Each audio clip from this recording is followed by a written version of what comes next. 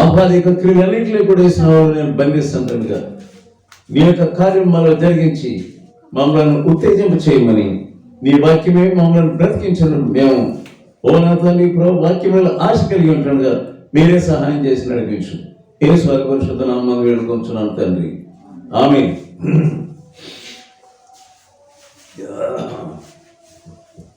Right, మనము దేవుని సన్నిధిలోకి వచ్చినప్పుడల్లా ఆయన ఆత్మ కొరకు కనిపెట్టాలి. ఏమని చెప్తున్నాడంటే ఆయన నన్ను అడుగును నేను నీకు ఇస్తాను. ఏమి ఇస్తానంటే పరిశుద్ధాత్మ ఎంతో నిశ్చయంగా అనుగ్రహించు. పరిశుద్ధాత్మను ఆత్మ లేకుండా మనం చేసేదంతా కూడా అది వ్యర్థం. సో మనం దేవుని సన్నిధిలో ముందే ప్రార్థనకు రావాలి. ఇక్కడ దేవుని ఆత్మ ఉండలాగిన మనం మీరు వాక్యం వింటున్నప్పుడు మిమ్మల్ని మీరు సమర్పించుకోవాలి. ప్రభువా నాతో మాట్లాడండి అని. వాక్యం అనేటువంటిది అది రెండంచుల ఖడ్గం. అలాగే మనలను మా హృదయంలోను తలంపులను ఊహలను ఉద్దేశాలని అది విభజించినంత మటుకు దూరేటటువంటి వాక్యం. అది సత్యమైన సత్యం. సో వాక్యం మీద కూడా వచ్చినప్పుడు మనం సత్యములుగా ఉండి దేవుని యొక్క వాక్యం నిజంగానే మన హృదయంలో భద్రం చేసుకోవాలి. అలాగే దాని కొరకు కనిపెట్టాలి. మీకా గ్రంథం మనం చూద్దాం. మీకా గ్రంథం 5వ అధ్యాయం 4వ వచనం. మీకా గ్రంథం 5వ అధ్యాయం 4వ వచనం. ఇదొక ప్రవచనం ఉంది. ఆయన నిలిచి యెహోవా బలము పొంది తన దేవుడైన యెహోవా నామ మహత్యమును బట్టి తన మందను మేపును. కాగా వారు నిలుతురు, ఆయన భూమి అంతముల వరకు ప్రబలుడగును. రైట్, భూమి అంతముల వరకు ప్రబలుడైనటువంటి దేవుని మనం చూస్తాం. కానీ ఇశ్రాయేలీయులు ఆయా సమయంలో వారు దేవుని ధిక్కరించి చెప్పిన మాట వినకుండా, ఎంత చెప్పినా సరే ఆయన మాటను అర్థం చేసుకోకుండా వారు ఏ దేశాలకు వెళ్తారో ఆ దేశ సాంప్రదాయంలో నేర్చుకొని ఏ దేశం వెళ్తే ఆ సాంప్రదాయం తెచ్చుకునేటువంటి వారు. అలాగే దేవుని యొక్క కట్టడంలో ఆజ్ఞలు మాటిమాటికి మర్చిపోయేటటువంటి వారు. వీరు మాటిమాటికి దేవుని యొక్క ఉగ్రతకు, దెబ్బలకు, సంప్రదింపులకు పాల్పడుతూ ఉండేటువంటి వారు. కానీ దేవుడు ప్రతిసారి ఏమని గుర్తు చేసుకుంటాడంటే తన బిడ్డలను ఆయన శిక్షించినప్పటికీ ఆయన తిరిగి వారిని తన వైపు చేర్చుకునేటటువంటి దేవుడు. ఇశ్రాయేలుని ఆయన ఎంతో ఎంతో ఎంతో ఎంతో ప్రేమించాడు. ఇక్కడ మీకా ప్రవచిస్తున్నాడు. ఏం ప్రవచిస్తున్నాడంటే ఇర్మీయా కూడా అంతే. ఆ 70 సంవత్సరాలు వీరు ఈ దేశంలో విడిచి బబులోను వారికి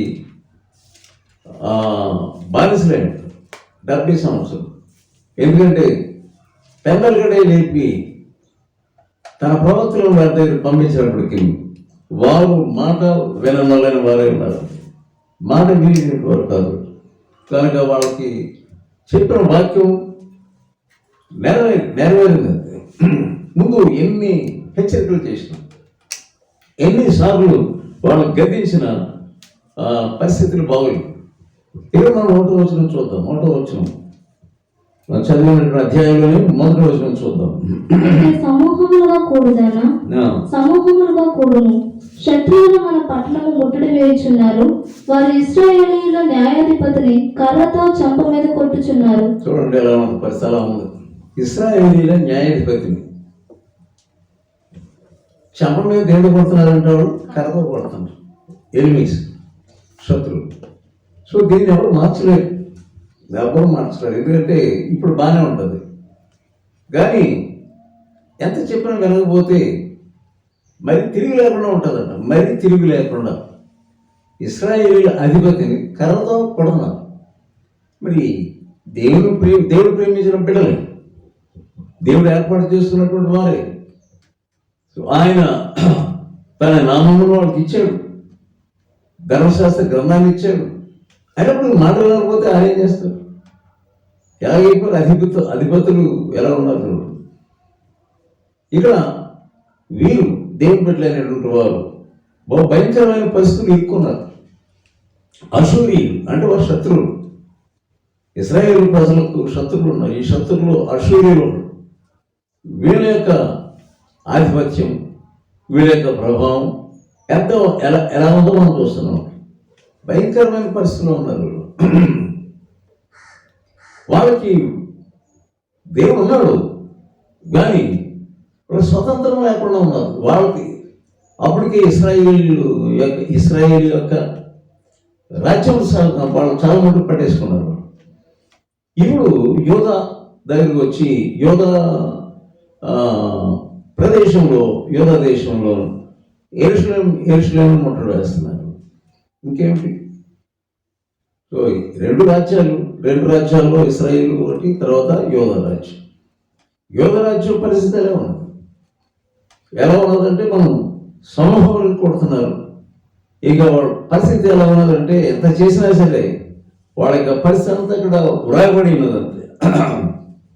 కనుక మనం దేవునికి వాక్యం చదువుతున్నప్పుడు ఇలా జరిగింది అని మనం చదువుతున్నప్పుడు మనమేలా ఉండాలి? వాళ్ళకైతే చేస్తాడు కానీ మాకైతే శిక్షించడం అనేది తప్పు.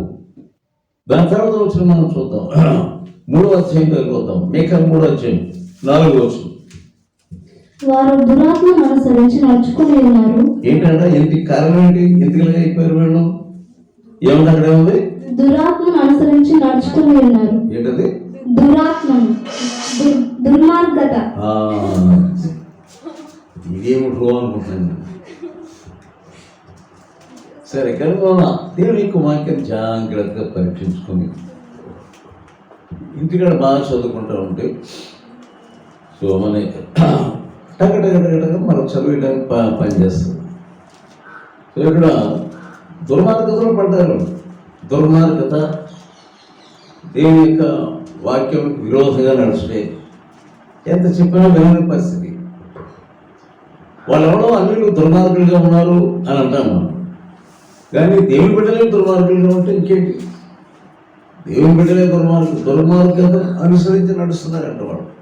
ఆ తర్వాత ఏమంటారు? గనుక వారు యెహోవాకు మొరపెట్టినను.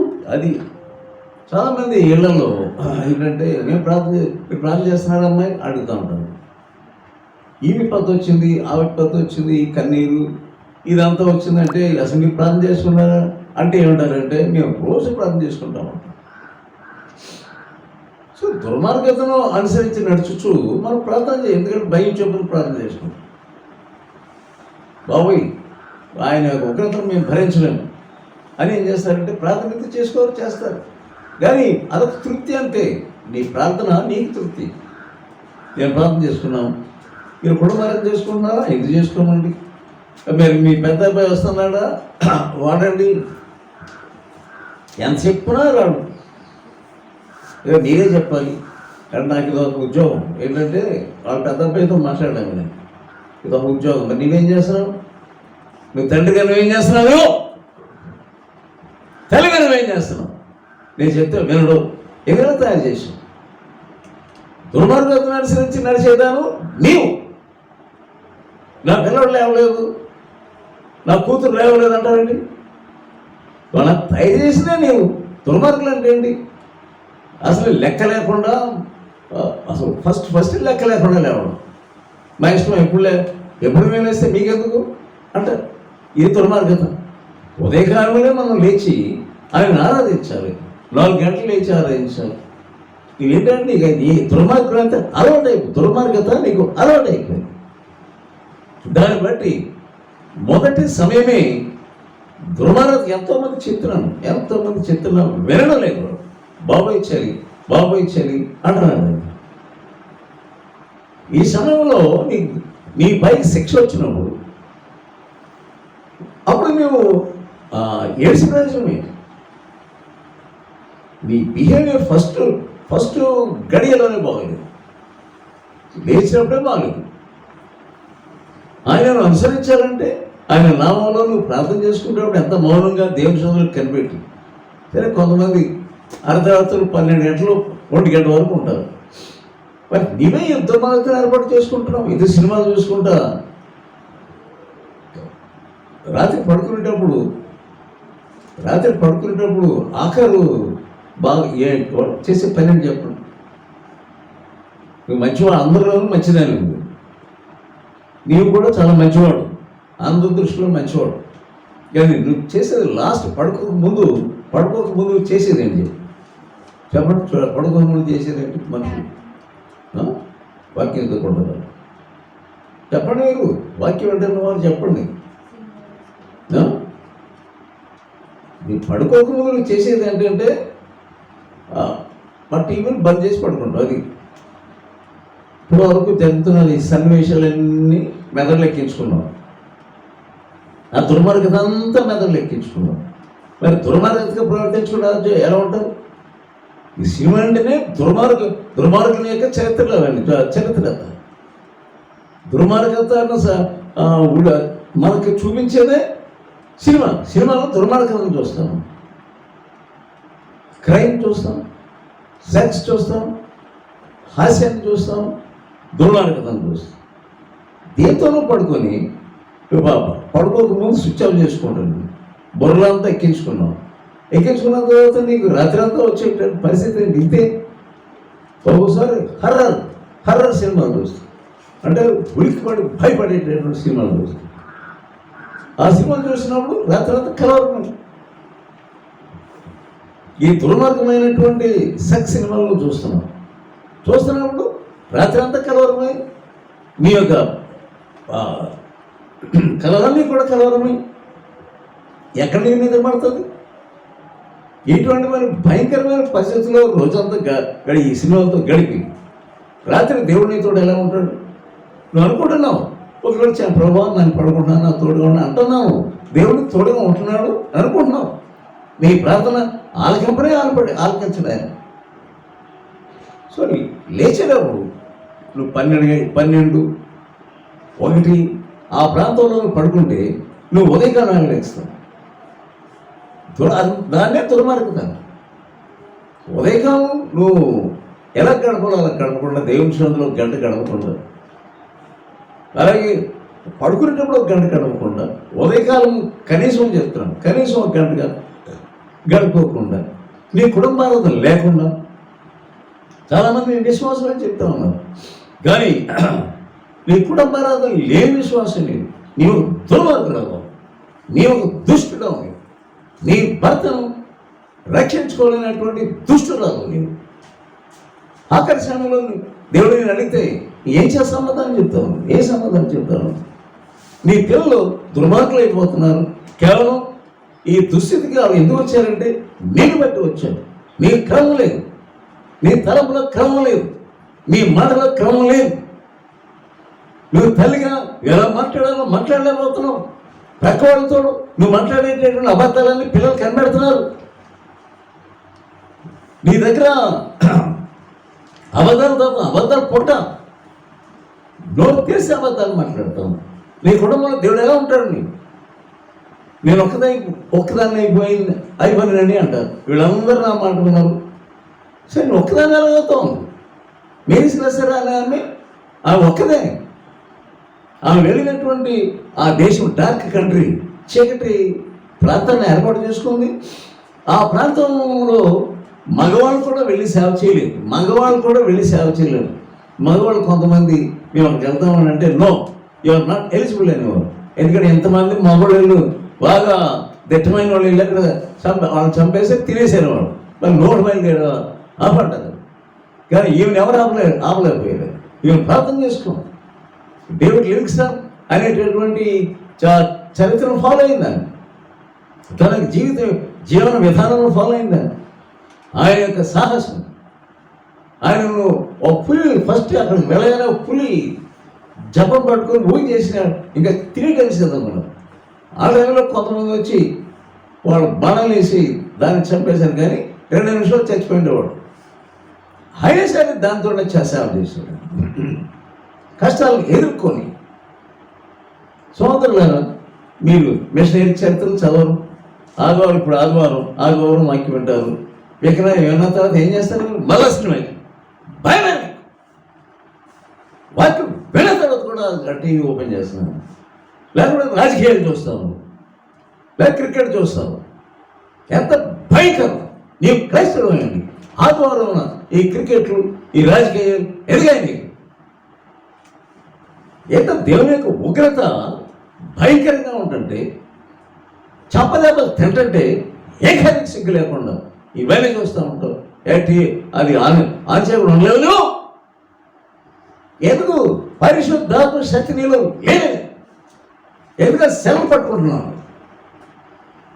అదొక దేవత అయిపోయింది, అదొక విగ్రహం అయిపోయింది. మీలాంటి దానికి సెల్ అవసరం లేదు, మొబైల్ అవసరం లేదు.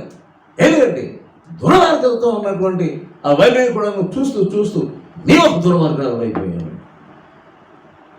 నీ ఒక దుర్మార్గుడు అయిపోయావు. ఎంతకాలం దీన్ని పట్టుకొని నీవు తిరిగి అనవసరమైన నేను నీ బొర్రలోనికి ఎక్కించుకుంటాను. మన చూద్దాం మికా గ్రంథం 3వ అధ్యాయం 4వ వచనం. వారు దుర్మార్గతను అనుసరించి నడుచుకుని ఉన్నారు గనుక వారు యెహోవాకు మొరపెట్టినను ఆయన వారి మనవి అంగీకరించడు. ఆ కాలమందు వారికి కనబడకుండా తను మరుగు చేసుకున్నాను. అది దేవుడు మాట్లాడుతున్నాడా? మాట్లాడలేదండి. మళ్ళీ నోట్లో సమాధానం చెప్తారు. ఎంత ఏడవాలి? ఆయనే నీ దగ్గర రాకుండా పక్కన దాక్కొని ఉంటున్నాడు. ఈ సంగతి తెలుసా నీకు? నీతో ఎందుకు మాట్లాడలేదు? ఎందుకు నీకు కనబడటం లేదు? నీతో ఉన్నానని రుజువు ఏమిటి? ఒక సహోదరు ఏం చెప్తుందంటే, నిన్న మీరు చెప్పినటువంటి వాక్యం దానికి ముందు రాత్రే దేవుడు నాకు చూపించాడని చెప్తుంది. ఏం వాక్యం చెప్పారో అదే సేమ్ వాక్యం నిన్న దేవుడు రాత్రి చూపించాడు. అదే చెప్తున్నారు మీరు. మరి తెల్లవారిసరికి అదే వాక్యం మీరు చెప్తున్నారు. ఇది నువ్వు నీ జీవం కలిగి ఉండటం, నువ్వు బ్రతికి ఉండటం, నీ ఒక సత్యదనం, నీ ఒక దుర్మార్గులను. ఏం మాట్లాడుతున్నాడు దేవుడు? ఏమి మాట్లాడలేదు. ఎందుకు మాట్లాడు? నీతో దేవుడు తప్పడం మాట్లాడు అంటే రాత్రి అంటే దాన్ని చక్కగా ఇంకా ధ్యానించుకోవాలని అన్నాను. తన కళలను చూపించాడు దేవుడు. దేవుని సేవకుల యొక్క హెచ్చరికల ద్వారా కూడా చూపించాడు. అంటే ఏంటి? పదే దాని గురించి ఇంకా ఎక్కువ ధ్యానించుకోవాలని అర్థం. ఇందులో ఎందుకు మాట్లాడు? నువ్వు చచ్చిపోయినావా? లేకుంటే ఆయన నేను తెర వెనకాల ఉన్నాడు. ఆయన చాలామంది క్రైస్తవులు ఏం మాట్లాడుతున్నాడు దేవుడు అని ప్రశ్న వేస్తే మాట్లాడలేని, సమాధానం చెప్పలేనటువంటి దుర్మార్గతలో ఉన్నారు. క్రైస్తవుడు అంటే దేవుడు అతనితో మాట్లాడుతూ ఉంటాడు, నీవు దేవుడితో మాట్లాడుతూ ఉంటావు. ఆయన తేడతెల్లంగా నీ దగ్గరికి వచ్చి మాట్లాడడానికి సిద్ధంగా ప్రేమ కలిగి ఉంటాడు. ఒక కుమారుడితో మాట్లాడడానికి దేవునికి దేనికి దాక్కోవడం ఎందుకు? దేవుడు ఎందుకు దాక్కోవాల్సి వచ్చింది? తను మరుగు చేసుకున్నాడు. చాలామందికి ఏది ఉండదు, వాడు వాక్యం ద్వారా మాట్లాడు. కొంతమంది ఏంటంటే వాళ్ళకి తెలిసి మాట్లాడడానికి సరే, ఎందుకంటే కొంత దుర్మార్గతను జరిగించారు.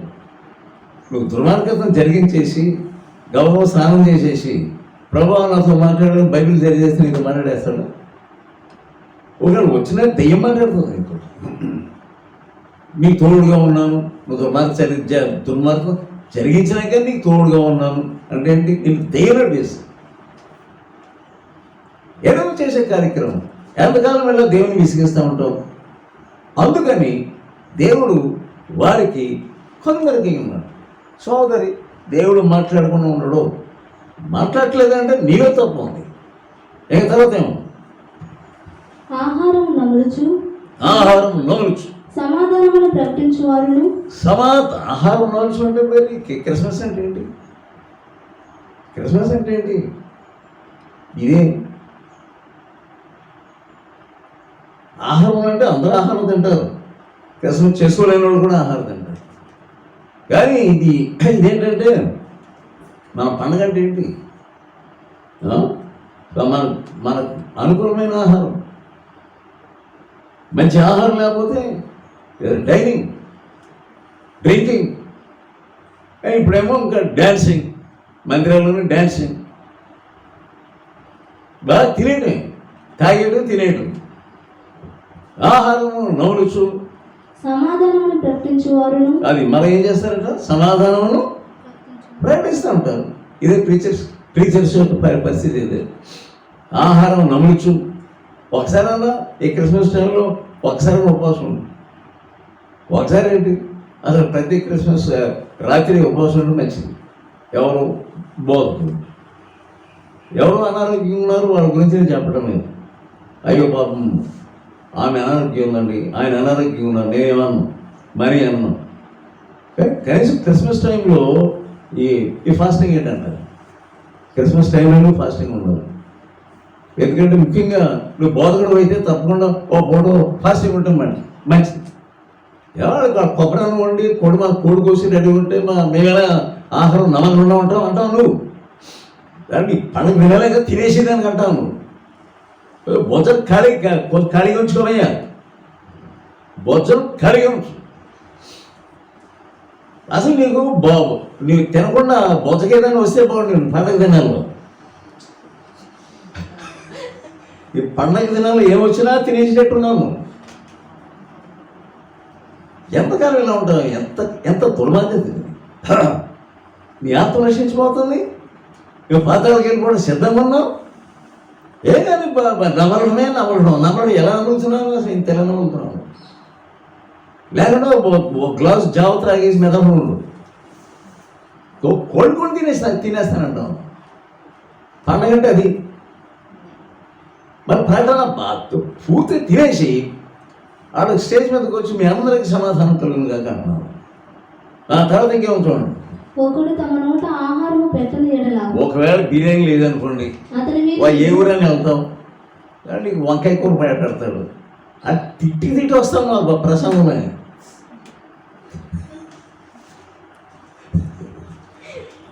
ఏమి బోధకలండి, ఏమి ఇదంతా ఏం పెడితే నీకెందుకు? దాన్ని ప్రార్థన చేసుకొని తింటమే.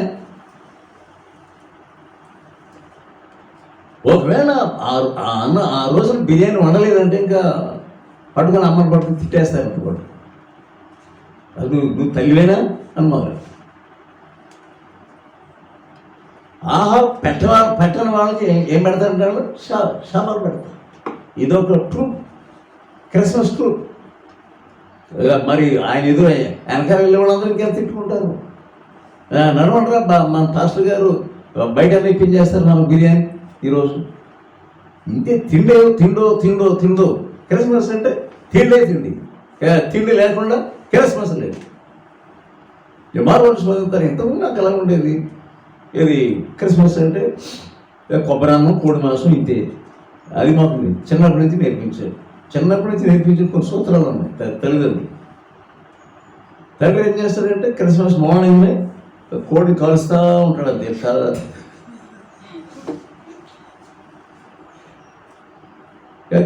అర్థమైపోద్ది. ఇవాళ మన పొరవు ఆమెమో కొబ్బరాన్నం చేస్తూ ఉంటుంది. ఇదే చేస్తే పిల్లలకి చేయాలి మనం కుదరం బాబు. ఆ తర్వాత 24 ఏముంటాయి? అవి బూరెలు గారెలు అవి అక్కడ అయితే ఏడవుతూ ఉంటారు. క్రిస్మస్ అంటే అది. కానీ బైబిల్లో గమనిస్తే మనకు సరైన ఆహారం దొరకకపోతే ఆ రోజు ఇంకంతే ఇల్లంతా కూడా గందరగోళం అయిపోతుంది. రైట్ చదువుక. ఒకడు తమ నోట ఆహారం పెట్టకపోతే అతని మీద యుద్ధము స్టేజ్ మీద యుద్ధం ప్రకటిస్తారు.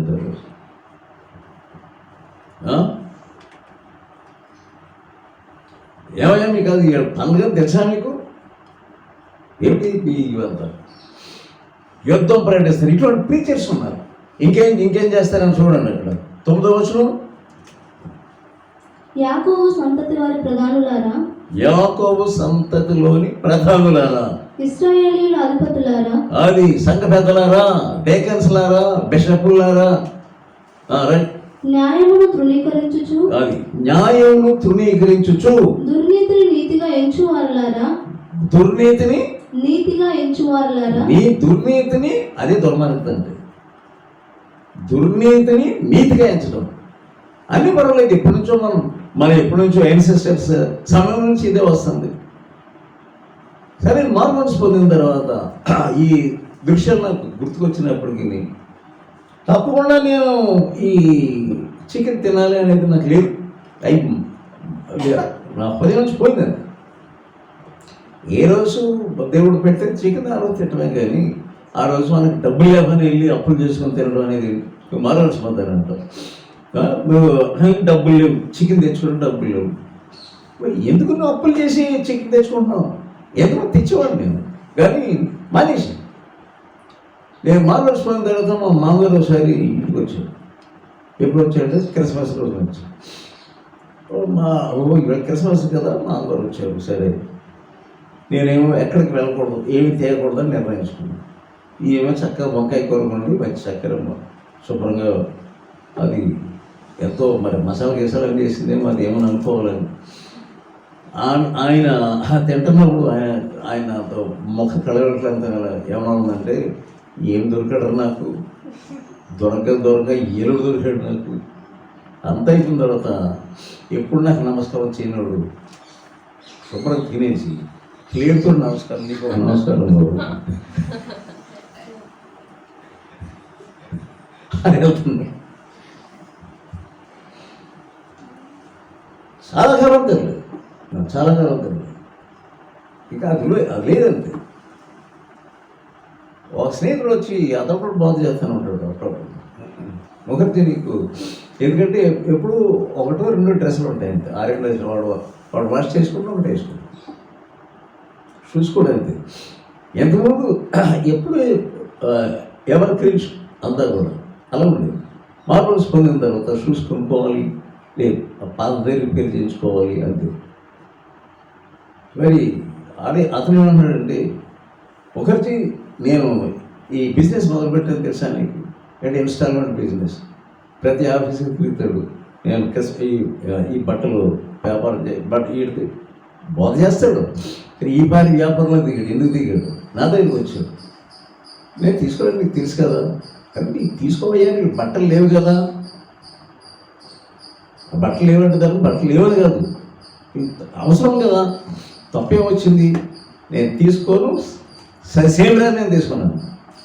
అది తీసుకెళ్ళి ఎక్కడికి చెప్పాడంటే, బోధకుడి దగ్గరికి వెళ్ళి చెప్పు, పాస్టర్ గారి దగ్గరికి.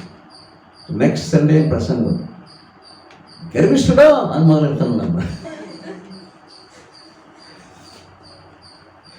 ఇటువంటి స్థానంలో నేను ఏ జడ్జిమెంట్ ఎలా చేయగలను? ఇదేమో సోదరుడు, ఆమె పాస్టర్ గారు, నేనేమో నీతిని కొరకు వద్దంటున్నాను అంటున్నాడు. మొత్తం ఫ్యామిలీ అంతా తీసుకున్నాను. ఇక్కడ ఏం చూస్తాము? నీతిని అవితిగా మారుస్తారు, దుర్నీతిని నీతిగా మారుస్తారు. ఈయనేమో ఇల్లు ఆయన చెప్పే పరిస్థితి కాదు కదా. ఎందుకు చెప్తుంటే నాకు కోపం ఉంటుంది. అంటే నేను చెప్తే వినలేదు, ఆయన కోపం అయితే. ఆయన కోపం ఏంటంటే, నా మీద ఎప్పుడు ఏం చేద్దామా, ఎప్పుడు యుద్ధానికి అంటే యుద్ధం చేయదు కదా. తిండి కొరకు యుద్ధం చేస్తారు, బట్టల కొరకు యుద్ధం చేస్తారు, చిక్కితే చాలు యుద్ధం చేస్తారు. కానీ ఎప్పుడు యుద్ధం ప్రకటించాలో ఆయన చూస్తున్నాడు. భలే దొరికింది అనుకున్నాడు ఆయన. నువ్వు ఎంత గర్విష్ఠుడు అంటే, దేవుని ఆశీర్వాదం నీ పాదాల దగ్గరకు వచ్చినప్పటికీ నువ్వు తన్నేసే గర్విష్ఠుడా, బీ కేర్ఫుల్ అంటాడు నేను. ఇటువంటి పరిస్థితుల్లో ఏమైంది? సతమతమై ఏది నీతి, ఏ దేవుని నీతి? ఈయనేమో ఈ లేవటమే 8 గంటలు వేస్తాడు. 8 గంటలు వేసుకొని ఇడ్లీ దగ్గరికి వచ్చి కూర్చొని అక్కడ ప్రార్థన చేస్తాడు. అదే ఆయన ప్రార్థన. నేనేమో 4 గంటలు వేసి ఎక్కడికో ప్రార్థన చేసుకొని నేను వెళ్ళిపోతాను.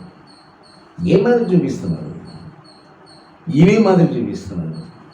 ఇటువంటి సమాసంలో నేను ఏం నేర్చుకోవాలంటే, అసలు నేర్చుకోవాల్సింది.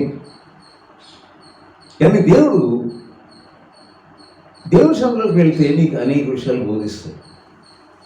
ఆ బోధించిన తర్వాత నాకు పర్వాలేదు రా బాబు, ఇవన్నీ నన్ను గట్టిదనం చేస్తున్నాను.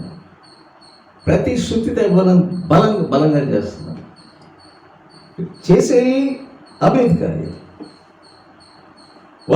నేను నా నీతిని దుర్నీతిగా ఎంచుతున్నారు, దుర్నీతిని నీతిగా ఎంచుతున్నారు. అతను దుర్నీతి. ఎందుకు ఇన్స్టాల్మెంట్ ఎందుకు పెట్టి అతను కావాల్సిన డబ్బు ఉన్న వాడికి ఎప్పుడు ఇంకా డబ్బు కావాలి. చాలా డబ్బు ఉంది అతనికి వ్యాపారం.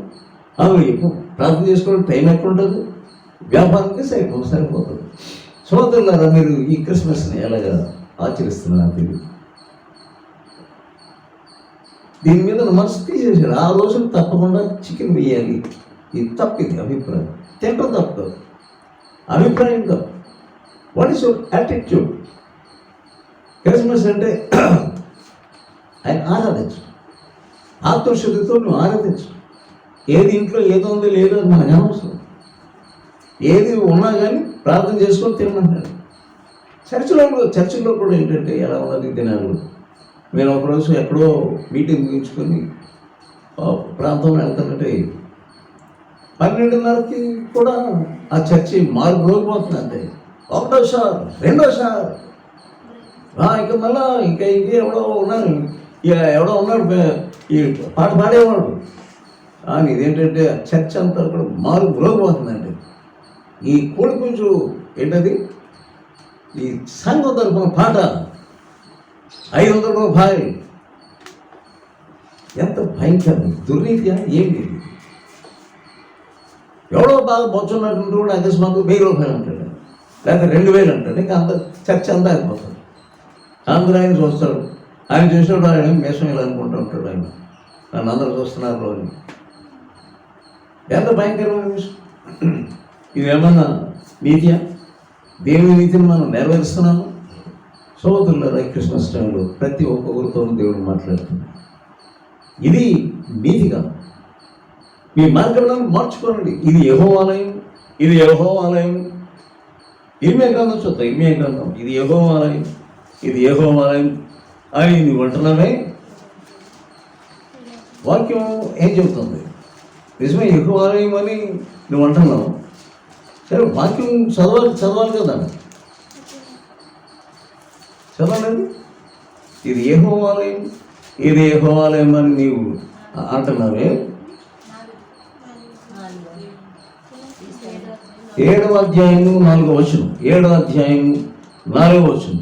ఈ స్థలము యెహోవా ఆలయము. సహోదరులారా, చెప్తున్నారు మీరు, ఈ స్థలము యెహోవా ఆలయం, ఈ స్థలము యెహోవా ఆలయము, ఈ స్థలము యెహోవా ఆలయం, ఈ స్థలము యెహోవా ఆలయము అని మీరు చెప్పుకొనుచున్నారే. ఈ మోసకరమైన మాటలు మోసకరముడి. అదే నీతి అనుకున్న దుర్నీతి అంటే అదే. ఈ మోసకరమైన మాటలు యెహోవా ఆలయం అంటే ఆ సమయంలో ఎంతో ప్రార్థన చేస్తూ ఉంటాం 12 గంటలు. అది మానేసి నేను ఇష్టానుసారి పాటలు పెట్టుకున్నాను. సమయమంతా పాటలు గడిపేసి ఎప్పుడు నువ్వు ప్రార్థన చేస్తావు? మంచిదే. 12 గంటల ఆలయం తెరిచి ఉంటాం, మంచిది. ప్రార్థన చేయి. మీకా 1వ అధ్యాయం 5వ వచనం. మీకా 1వ అధ్యాయం 5వ వచనం. యాకోబు సంతతి చేసిన తిరుగుబాటును బట్టి, యాకోబు వారు చేసేటటువంటి తిరుగుబాటును బట్టి, ఇశ్రాయేలు సంతతి వారి పాపములను బట్టి, ఇశ్రాయేలు సంతతి వారి యొక్క పాపములను బట్టి ఇదంతయు సంభవించింది. ఇదంతా ఎందుకు? 70 సంవత్సరాలు వాళ్ళు వెళ్ళవలసి వచ్చింది. వీరి యొక్క పాపాన్ని బట్టి. నువ్వు ఎంత చెప్పినా సరే నీకు జరగవలసింది జరుగుతుంది. నువ్వు ఎంత ప్రార్థన చేసినా కానీ నీకు జరగవలసింది జరుగుతుంది. నీ మనం వినను అంటున్నాడు. నీ జాగ్రత్త, ఏ రహస్య పాపాలను పాల్గొందావు. సరే, this is the time. Christmas అంటే ఏంటి? అది చక్కని సమయం. ఎందుకంటే ఫస్ట్ వస్తుంది కదా. క్రిస్మస్ అనేది ఎంత బ్యూటిఫుల్ టైం అంటే మిగతా టైమ్స్ అన్నిటికంటే చాలా చాలా మంచి సమయం. ఎందుకంటే ఇంకా కొన్ని రోజుల్లో మనకి ఫస్ట్ వస్తుంది. ఈ ఫస్ట్ దాటిన తర్వాత మనకి కొత్త సంవత్సరం వస్తుంది. ఈ కొత్త సంవత్సరంలో ప్రవేశించే ముందు నేను పరీక్షించుకోవడానికి చాలా చాలా చాలా మంచి సమయమే 20. ఇది యెహోవా ఆలయం మనం మురిసిపోయే కంటే డెకరేషన్లతో, రంగురంగు లైట్లతో, పెద్ద స్టార్లతోటి నువ్వు మురిసిపోయే కంటే ఇది యెహోవా స్థలం, యెహోవా ఆలయం అని అన్నట్టు కంటే దేవుని సొంతను నిన్ను తగ్గించు. నా హృదయం పరీక్షించుకున్నాడు దాన్ని. సర్చ్ మీ ఓ గాడ్, నన్ను పరీక్షించు ప్రభువా. అది యెహోవా ఆలయం, యెహోవా అన్నట్టు కంటే ఏముంది అక్కడ? మోసకరమైన మాటలు ఆధారం చేసుకోనక. అలా గనక మీ మార్గములను, మీ క్రియలను, ఈ సమయం ఇది ఏంటంటే నీ మార్గములను, నీ క్రియలను మీరు యథార్థముగా యథార్థముగా, అది ఆయనకు కావాల్సిన యథార్థం చేసేసి అయిపోయింది. నేనెవను ఒకవేళ ఇది భయంకరమైనది ఏమంటారు అందరూ మానేశారు అంటాను. ఎంత భయంకరమైన కార్యం చేయాలి. This is the time to cleanse your heart. నీ హృదయాన్ని పరిశుద్ధం చేసుకోవటం, నువ్వు పవిత్రాలు ఉంటాను. దేవునితో మాట్లాడలేదు నీకు తెలుసు. ఏకర ముందుకు వెళ్ళిపోతున్నావు అంటే ప్రభా నువ్వు నాతో మాట్లాడు అని ఒక రాత్రి పట్టు నాతో మాట్లాడు. 6వ వచనం చూద్దాం. మేఘం 1:6. కాబట్టి నేను సోమ్రోను చేనులోనున్న రాళ్ల కుప్పల వలె చేసేదను. ఏమంటాడు? రాళ్ల కుప్పల వల్లే చేసేస్తాను. ఇంకా ద్రాక్ష చెట్లు నాటదగిన స్థలంగా దాన్ని ఉంచేదను. అది సరే 3వ అధ్యాయం చూద్దాం. 3వ అధ్యాయం 8వ వచనం. 3వ అధ్యాయం 8వ వచనం. నేనైతే యాకోబు సంతతి వారికి తమ దోషమును, ఇశ్రాయేలీయులకు తమ పాపమును కనబరచుటకై యెహోవా ఆత్మావేశము చేత. అది ఆత్మావేశము. ప్రవక్తలు ఎలా ఉండాలి? సోదరుడానికి వాక్యం చెప్తున్నాం. ఇది చెప్పన్నారు కనుక పరిగెట్టుకెళ్ళి చెప్తున్నాం. మీ నాయకులు చెప్పారు, పలానా పల్లికి వెళ్ళి వాక్యం చెప్పమన్నారు, చక్క వెళ్ళేసేసి చెప్పేసి వస్తుంది. కానీ ఆత్మవేషంతో వెళ్తున్నాం. మేక ఎలా ఉన్నాడంట? ఆత్మవేషంతో ఉన్నాడు. సోదరుడు, నువ్వు నిజమే దేవుని సేవకుడివి, చాలా సంతోషం. కానీ ఆత్మవేషంతో వాక్యం చెప్తున్నావా? ఎలా వాక్యం చెప్తున్నావు? ఇష్టం వచ్చింది చెప్పేస్తున్నావు. కానీ నేనైతే ఏమన్నాడు అతను? ఆత్మవేషుడనై ఉంటుంది. ఆత్మవేషుడైనప్పుడు వాడేమనుకుంటాడు, వీడేమనుకుంటాడు, మనకు అనవసరం అదంతా. ఎవరేమనుకుంటాడు మనకు అవసరం. ఉన్నట్టుగా చెప్పడం, అది ఆత్మవేషంగా చెప్పడం అంటే. బాబు ఇంత కడిమేకి చెప్తే రేపటి నుంచి గుడికి రారు, మనకేంటి అంటారు. సరే వాక్యం సరిగ్గా చదువు. ఇర్మియా ఎలా చెప్పాడు? ప్రవక్త అయిన ఇర్మియా ఏం చెప్పాడు? 70 సంవత్సరాల్లో మీరు చెరలోకి వెళ్ళిపోతారంతే. అలాగే చెప్తున్నాడు. ఆత్మవేషుడైనటువంటి వాడికి ఇలా చెప్తే బాధపడతారు, అలా చెప్తే బాధపడతారు. ఇక్కడ తహసీల్దార్ గారు వచ్చారు, ఆయన ఏమని అనుకుంటాడు, ఇక ఫలానా ఆయన వచ్చాడు, ఇలా చెప్తే ఆయనకి బాధ కలుగుతారు, అలా చెప్తే ఈమెకి బాధ అని ఆమెకు బాధ కలగకూడదు, ఈయనకి బాధ కలగకూడదు. మరి ఏంటంటే చెప్పేది? ఆత్మవేషుడిగా ఉన్నప్పుడు అది ఉన్నతున్నట్లు చెప్పడం అంతే. ఏమి చెప్పడం? సర్పములారా అన్నాడు. బాప్తిస్మం ఇచ్చేమన్నాడు? సర్ప సంతానం, మీకు ఎవరు బుద్ధి చెప్పాడు? అసలు ఈ రాబో ఉగ్రతను తప్పించుకునే బుద్ధి మీకు ఎవరు చెప్పారు? అది ఆత్మవేషంతో చెప్పాడు, పరిశుద్ధాత్మతో చెప్పాడు, బాప్తిస్మం ఇచ్చేవాడు. అంతే తప్ప మీకు చక్కగా నిలబడడం కాదు, లేకుంటే మీకు లేనిపోని వేషధారణతో కూడినట్టు మంచి మాటలు మంచి మాటలు చెప్పేస్తే సరిపోద్ది అనుకుంటున్నారు. మీకు ఏ క్రిస్మస్ ప్రోగ్రామ్స్కి వెళ్ళి మీరు ఎవరెవరు ఈ వాక్యాలు చెప్తున్నారు, జాగ్రత్త, మీ మీద తీర్పు ఉంటుంది. ఎందుకంటే ఈ క్రిస్మస్ టైంలో ఇటువంటి పలకూడదని, ఇవన్నీ క్రిస్మస్ సమయంలో సంబంధించిన వాక్యాలు. ఇవన్నీ మీరు ఎటువంటి మాటలు దాచేసి వస్తున్నావు, ఎటువంటి పలకకుండా వస్తూ ఉన్నావు. నువ్వు ఎక్కడికి వెళ్ళినప్పటికీ సోదరుడు దేవుని యొక్క ప్రేమతో నేను బతిమాలుతాను. ఏంటంటే ఆత్మవేషుడు అయ్యాను, ఆత్మతో మేకపడతాను, ఆత్మే మాట్లాడతాను. నువ్వు వాక్యం ప్రిపేర్ అవుతున్నప్పుడు, బాబా ఈ వాక్యం చెప్పకూడదు అని నువ్వు దాన్ని దాచేయకు. ఒకరోజు నీవు తీర్పు ఫాలో అవుతావు అంతే. ఎవరు వచ్చినా సరే లంచ గుండెలేక గుడాను ఏమవుతుందంటే అగ్ని కాల్చి వేస్తుంది. మేకా గ్రంథం 4:10. మేకా గ్రంథం 4:10. సియోను కుమారి ప్రసూతి. రైట్. ప్రసూతి స్త్రీ వలనే నీవు వేదన పడి ప్రసవించుము. అది మనకి దేవుని సేవలో ఉన్నటువంటి వారికి వేదన కాదు, ఆత్మ వేదన, కన్నీరు కాదు. నువ్వు ప్రార్థన చేసేదాన్ని అయితే నీకు కన్నీరు ఉందా? ఎటువంటి కన్నీరు అంటే పౌలు చెప్తున్నాడు, ఆ కన్నీరు నాకు మరలా ప్రసవ వేదన కలిగించున్నది. ఎంతమందో ప్రసవ వేదన కలిగింది పౌలకి, మరలా ప్రసవ వేదన కలుగుతుంది. అనేక మంది నేను వెళ్ళిపోతున్నామని అంటారు. వాళ్ళకి ఒక ప్రసవ వేదన కావాలి. నాకు వద్దండి ఈశ్వరావు, నాకు అదే కావాలి, నా లోకమే కావాలి, నా డబ్బే కావాలి, నా కారణంబరమే కావాలి, వెళ్ళిపోతున్నాను. వెళ్ళిపోతున్నాను. కానీ మిగతా వాళ్ళకి ఏం కావాలంటే సియోను కుమారి ప్రసవేదంతో, ప్రసవేదం వెళ్ళిపోయారు, ఒకసారి వెళ్ళిపోయారు, శిక్షించబడ్డారు, పోలీసు శిక్షించబడ్డారు. కానీ నీకు ప్రసవేదం కాదు. రైట్. తర్వాత నీవు పట్టణమును విడిచి బయట వాసము చేతు. అది బయట పట్టణం విడిచి బయట వాసం చేసేటటువంటి స్త్రీ ప్రసవేదం పడితే అసలు ఏమీ ఆమెకి కంఫర్ట్ ఉండదు, ఏ ఆశ్రయం ఉండదు. పట్టణం విడిచి బయటికి వెళ్ళి ఆమె ప్రసవేదన పడుతుంటే చాలా చాలా చాలా జారిగల దృశ్యం. ఆదరణ లేనిదాన, ఆదరణ లేనిదాన ప్రసవేదన పడుతుంది.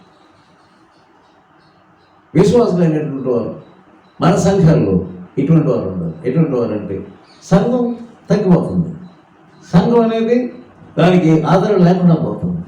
కానీ విశ్వాసులైనటువంటి వారు ఎలా ఉన్నారంటే మాకెందుకు, అసలు ఆ దేవుడికే లేదు, మాకెందుకు కాదు.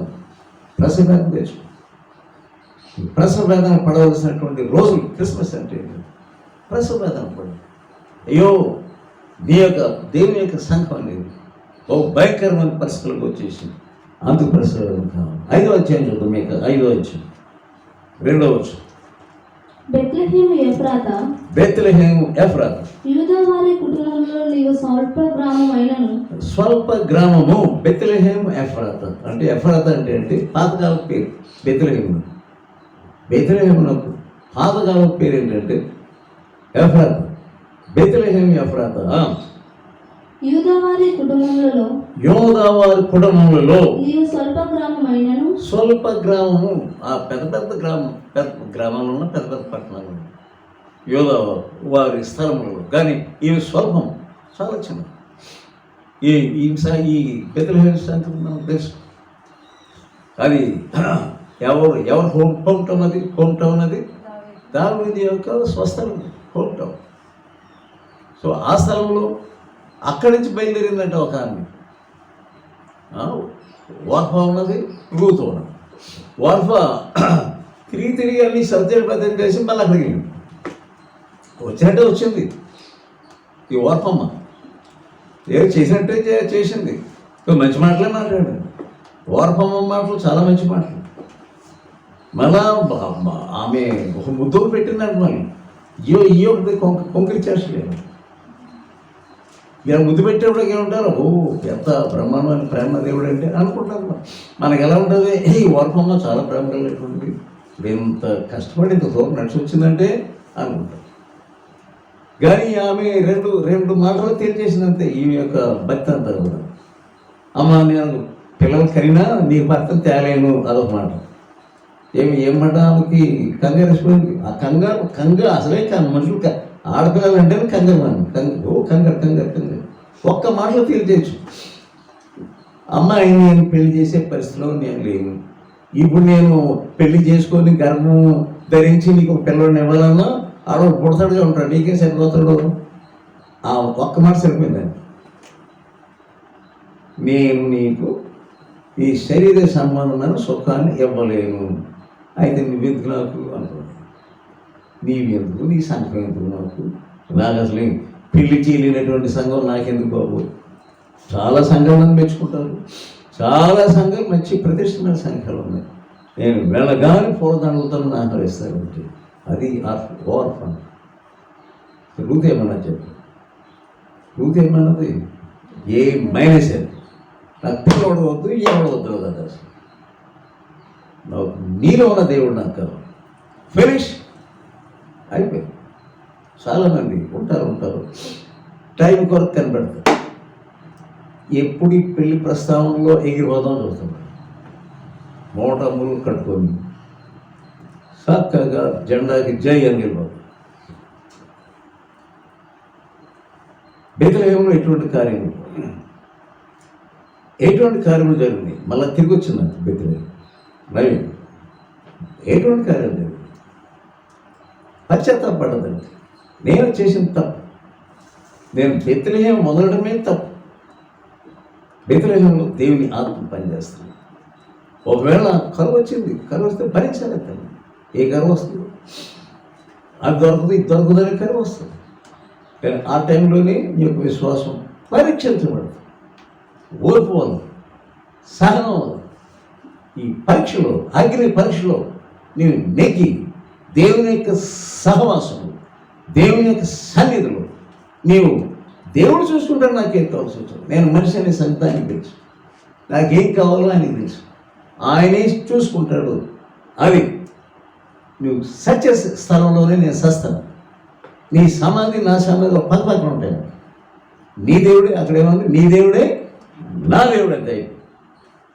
నీవు జయించు. నివసించు చోటునే నేను నివసించదను. ఆ, నీ జనమే నా జనము, నీ జనమే నా జనం. నీ దేవుడే నా దేవుడు. దేవుడు ఆయనే పరిపాలన చేసేది. ఇశ్రాయేలును నా ప్రజలను పరిపాలించు అధిపతి ఎక్కడ చేస్తాడు? నీలో నుండి వస్తాడు. అది చూసింది రూతు, అది చూసింది. సోదరులారు, మనం ఏం చూస్తున్నాం? ఏం చూస్తున్నాం? ఏదో ఇంకోటి ఏదో చూస్తాం. అది కావాలి, ఇది కావాలి, ఇది కావాలి, అది కావాలి, ఏదో కావాలి. ఏం కావాలి? ఆయన ఉంటే చాలు. యెహోవా ఏ సమయంలో ఏది కావాలో ఆయన తెలుసు. నేను మొత్తుదానై ఉండవచ్చు, నాకు దేవుడు కావాలి. ఆయన నాకు సహాయం చేస్తాడు. 5వ అధ్యాయం మేక 5వ అధ్యాయం 5వ వచనం చూడండి. 5వ వచనం. ఆయన సమాధానములకు కారకుడవు. అది ఎవరంటే ఆయన సమాధానమునకు కర్త, సమాధానముకు కారకుడవును. అశ్షూరు మన దేశంలో చొరబడి మన నగరంలో ప్రవేశింపగా వారిని ఎదిరించుటకు మేము 7 గొర్రెల కాపర్లను 8 ప్రధానులను నియమితుము. రైట్, చాలు. కొలసీలకు రాసిన పత్రిక, ఈ దేవుడు ఎటువంటి వాడు చూద్దాం. కొలసీలకు రాసిన పత్రిక 1వ అధ్యాయం 15వ వచనం. కొలసీ 1వ అధ్యాయం 15వ వచనం. ఆయన అదృశ్య దేవుని స్వరూపి. అది ఎవరంటే ఆయన ఇశ్రాయేలీయులను పరిపాలించేటటువంటి ఆయన. ఎవరంటే ఆయన అదృశ్య దేవుని యొక్క ఇమేజ్. రైట్. సర్వ సృష్టికి ఆది సంభూతుడై. ఎవరంటే యేసు ప్రభు సర్వ సృష్టికి ఆధారభూతుడు. ఆయన మనం విడవకూడదు. రైట్. ఇంకా ఏలయనగా ఆకాశమందున్నవియు ఆకాశమందున్నవి భూమి అందున్నవియు భూమి అందున్నవి దృశ్యమైనవి గాని దృశ్యమైనవి కానీ అదృశ్యమైనవి అవి కానీ సింహాసనములైనను సింహాసనములైన ప్రభుత్వములైన ప్రధానులైన అధికారములైనను సర్వమును ఆయన యందు సర్వము ఆయన ఏంది చదువు వాక్యం బాగా చదువుతూ ఆయన గొప్ప దేవుడు. సర్వము ఆయనలో, ఆయన దగ్గర సమస్తం ఉన్నది. ఆయన ఫస్ట్ బోర్న్, మొట్టమొదట పుట్టినవాడు ఆయన, మొదటి సంతానం ఆయన. ఎంత గొప్ప దేవుడు, ఎంత బలం ఉన్నటువంటి దేవుడు. మొదట చాలా దౌర్భాగ్యమైనటువంటి స్థితి. ఎప్పుడైతే దుర్నీతికి తిరుగుతామో మనం ఇటువంటి దేవుని మనం పోగొట్టేసుకుంటాం. దానియేలు చూసి అడిగిన దానియేలు దర్శనంలో ఆయన చెప్తా ఉన్నాడు, మనుష్య కుమారుని పోలేం ఒక ఆయన నేను చూసి దానియేలు గ్రంథం 7వ అధ్యాయం 13వ వచనం. రాత్రి కలిగిన దర్శనంలో నేను ఇంకా చూచుచుండగా ఆకాశ మేఘారూఢుడై మనుష్య కుమారుని పోలిన ఒకడు వచ్చి మనుష్య కుమారుని పోలిన ఒకడు వచ్చి ఆ మహావృద్ధుడగు వాని సన్నిధిని ప్రవేశించి ఆయన వేసి ఆయన పుట్టక ముందే చూశాడు ఆయన దాన్ని. సోదరుడు ప్రార్థన పరుడు ఆయన చూస్తాం. ఆయన పాపములు క్షమించడానికి వచ్చాడు ఆయన. మత్తయి సువార్త 9వ అధ్యాయం నీ పాపములు క్షమించబడినని చెప్పేవాడు ఆయన. ఆయన సేవ చేస్తున్న సమయంలో మత్తయి సువార్త 9వ అధ్యాయం 6వ వచనం. ఆయనను పాపములు క్షమించుటకు భూమి మీద మనుష్య కుమారునికి అధికారం కలిగిన వారిని మనం చూస్తాం. ఈ అధికారం అంటే ఆయనకి పాపములను క్షమించే అధికారం. ఈయన మనం వదిలిపెట్టకూడదు. ఏమి మనకు ఆయన దగ్గరికి వెళ్ళి అయ్యా ఎలాగైపోయింది నాకు సహాయం ఎప్పుడు చేయాలంటే తీర్పు సింహాసనం దగ్గరికి రాకముందే నువ్వు కన్ను మూసిన సమయంలో తీర్పును చూసినప్పుడు అకస్మాత్తుగా నువ్వు ఎడం చేతి వైపు ఉన్నావు అనుకో, అంతే. ఆయన ఏమంటాడంటే పని అంటాడు. ఎడం చేతిలో ఉన్నటువంటి వారిని చూసి కుడి చేతిలో ఉన్న వారిని చూసి ఏమన్నాడంటే రండి స్వతంత్రించుకోండి. 25వ అధ్యాయం మత్తయి సువార్త 25వ అధ్యాయం మత్తయి సువార్త 34వ వచనం.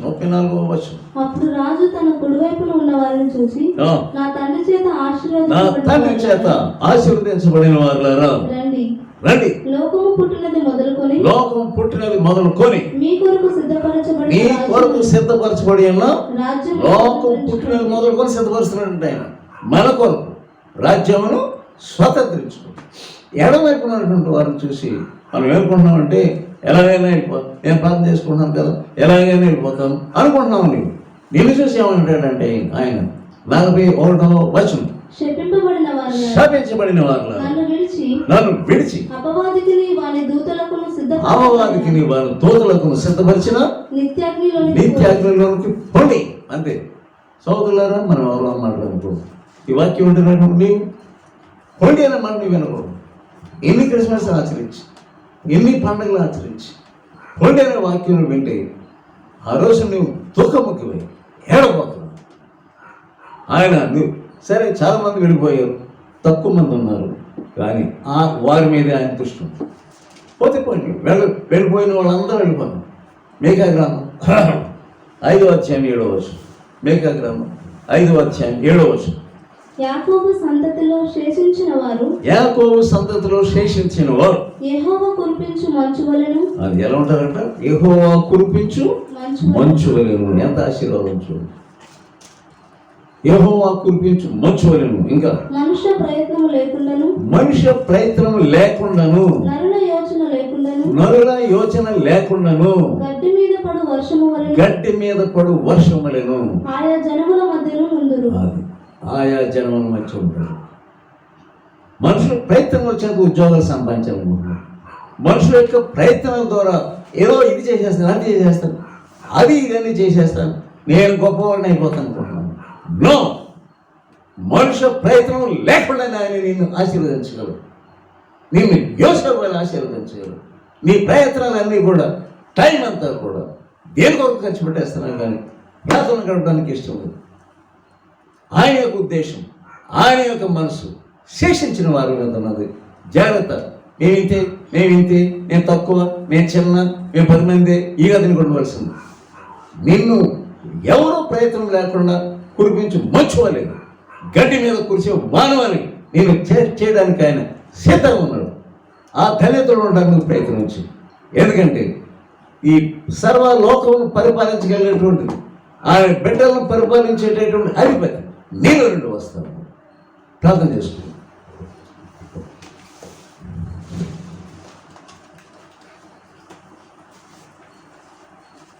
మనుష్య ప్రయత్నం వల్ల నేను తూర్పు నుండి అయినను, పడమట నుండి అయినను ప్రమోషన్ రాదు, యోగ్యత రాదు, ఆశీర్వాదం రాదు. ఆయన చిత్రంలో మనం ఉంటే, చిన్న గ్రామం అయినప్పటికీ, ఏమీ లేకపోయినప్పుడు ఆయన ఉంటే చాలు. నువ్వు శేషంగా మిగిలిపోయి చిన్నదానిగా ఉన్నావా, భయపడవు. నిన్ను ఆయన ఆశీర్వదించబోతున్నాడు. ఏ ప్రమేయం లేకుండా నేను దీవించబోతున్నాను.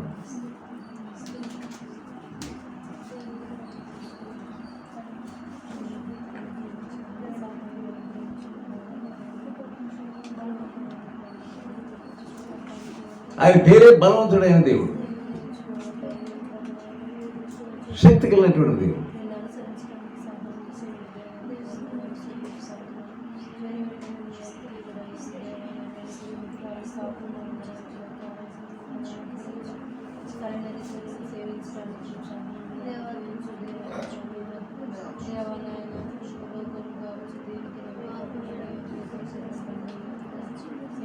నయోమిలో ఉన్న దేవుడిని చూసింది రూతు. ఇంకేం చూడలేదు.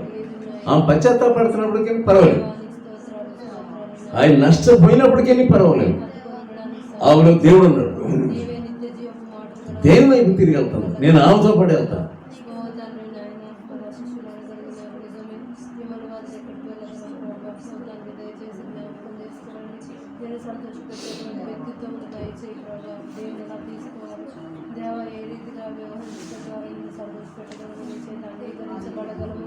దేవాలయానికి సమీపంగా వెళ్ళడానికి సహాయం చేయండి. దేవాలయం నాకు సహాయం చేయండి.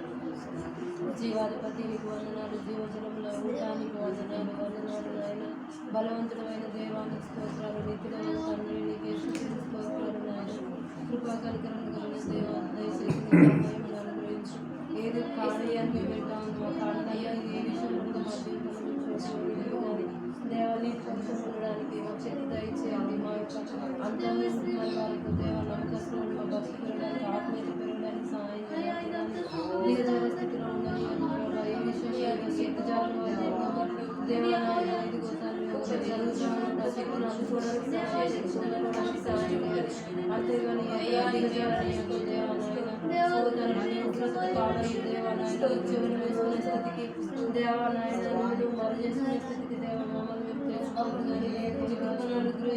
పరిశుద్ధులైన మా పరలోక తండ్రి, విన్న వాక్యము ఈ ప్రియుల హృదయంలో పనిచేయండి. శాశ్వతమైన దీవెనలు మీ దగ్గర ఉన్నాయి కనుక నీకు స్తోత్రాలు. ఇశ్రాయేలు ప్రజలు, నా ప్రజలను పరిపాలించే అధిపతి నీలో నుండి వచ్చును. పోయినటువంటి ఈ అధిపతి యొక్క తండ్రి ప్రభావ హస్తం క్రింద మేము ఉన్నట్లేదు మీ దీవెనలు మేము పొందగలము. బెత్లెహేమును దీవించినటువంటి దేవుడు మమ్మల్ని దీవించగలరు. అది స్వల్ప గ్రామం అయినప్పటికీ ఆ యొక్క ప్రదేశాన్ని ప్రేమించారు. వారి దావీదు పట్టణం కనుక తండ్రి ప్రభా నిత్యము సింహాసనం ఉన్నటువంటి తండ్రి ప్రభా ఆ యొక్క దావీదును సింహాసనం పైనటువంటి దావీదుకి నిత్య సింహాసనం ఇచ్చి మాకు కూడా అనేకమైన వరాలు ఇవ్వడానికి సిద్ధంగా ఉన్నాం. దేవా, మేము నీ సన్నిధిలో ఓర్పుతో ఉండగలుగుతాం, సహనంతో ఉండగలుగుతాం, నీ ఆత్మను మేము వెంబడించగలరు. కృప చూపించి నడిపించండి. యేసు నామమున వేడుకొంచున్నాము తండ్రి. ఆమేన్.